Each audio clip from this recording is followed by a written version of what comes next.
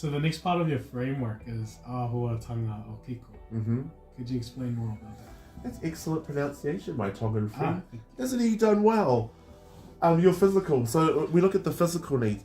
So, for example, if we're working with, say, again, we're working with a person, what are the physical things that we need to be able to do to get them ahead? So in keeping in mind, this doesn't apply to everybody, but we look at a couple of things first. Are people in physical spaces of which they can be themselves? So in this counselling room, for example, people share, they talk about what's happening with them, but when they go out into the real world, what's their physical environments like, for example? How do we help them process what they're going through? Because sometimes people share very personal information. So what can we do in good faith to help them, maybe contain this space, physically speaking, until they come back into the next session? Sometimes, and not always, but sometimes some of our tāne, some of our men that we work with can be angry, right? And that makes sense. And we also know that anger against other people, like partners or tamariki, isn't okay. So it's about teaching our tāne, for example, techniques on how do they manage their anger in a way that doesn't hurt them or other people. And like I said, not all men are violent, so I'm always really clear around challenging those myths.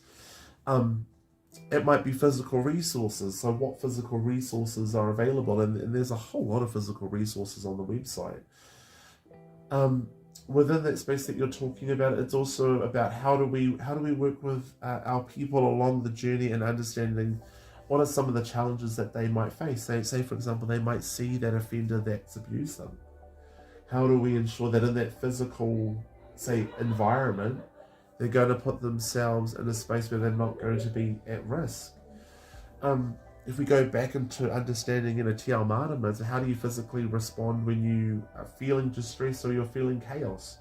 Like I said, you might have seen that offender. How are you going to respond to that? What physical supports have you learned from us to be able to find a way forward? When you apply that, then that becomes te kore kore. That's the opportunity for you to think, okay, well, what have I learned?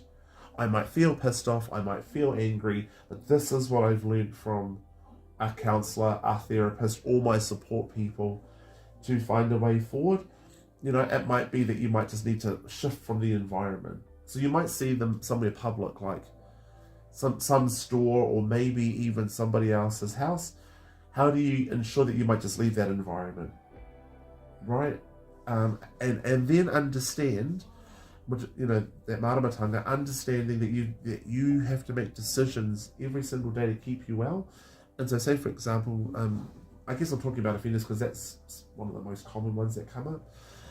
Understanding how do I ensure that I'm keeping myself safe? How do I make sure that I keep those around me safe, which is that community bit. And then the emotions is about understanding, like I said, those are different emotional release or techniques to help with distress. And that you can use it in that moment when you're physically there with, say, somebody else. Does that make sense? So what's the difference between the physical realm in your framework and the whenua, the land? Yeah, that's such a good question. I was thinking about this actually while I was talking. Two things. The environment like I said, the environment is always the space that people, like say here at Standing Tall, the environment that people are going to be engaging in. So is the environment conducive to someone's well-being, for example?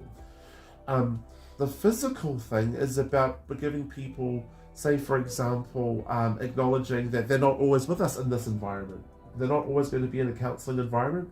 So when they're in other physical spaces, what are they going to do to draw on from previous, say counselling sessions, for example, so that if they're confronted with something that they're feeling triggered by, that they can apply what they've learned, so they can look back. Because in Māori and even in Pacific culture, we talk about looking back to look forward. So they look back at the work that's been done and think, okay, this is what I've learned, this is what I've taken away. I'm now going to apply it in this physical realm. So although there are similarities between environment and physical, there are still very different lessons in different spaces to be taken away.